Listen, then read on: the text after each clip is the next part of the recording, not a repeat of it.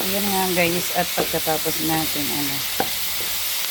matrito ang ating baboy, bawang, sibuyas. Ayan. Lalagay natin ating tomato, sauce.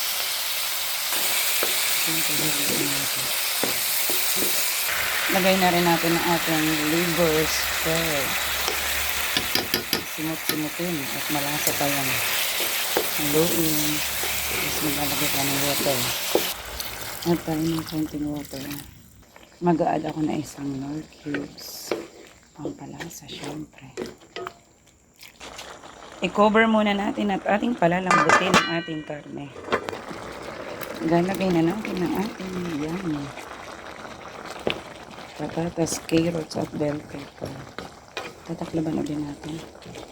Palalambutin na ulit natin. Ang bango. Wow, ang bango na, my goodness. Palalambutin lang natin yan and it's done. Grabe, ang bango. Ang ating kaldereta. Yum. Para guys, naisipan kong lagyan ng hotdog. Parang minodo na to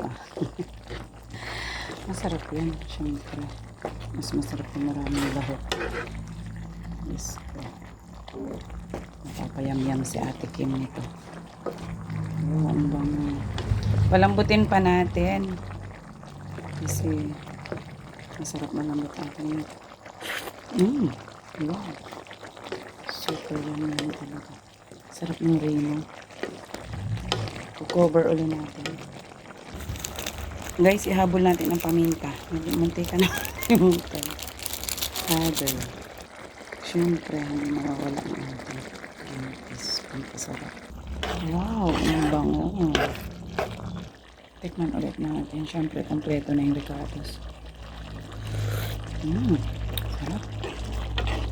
Kaya huli natin nilagay yung green peas kasi siya yung luto na, nasa pack lang siya. Okay, masarap. Patuyo-tuyuin lang natin yung sabaw. Yung done. Guys, parang nalito ako sa luto ko.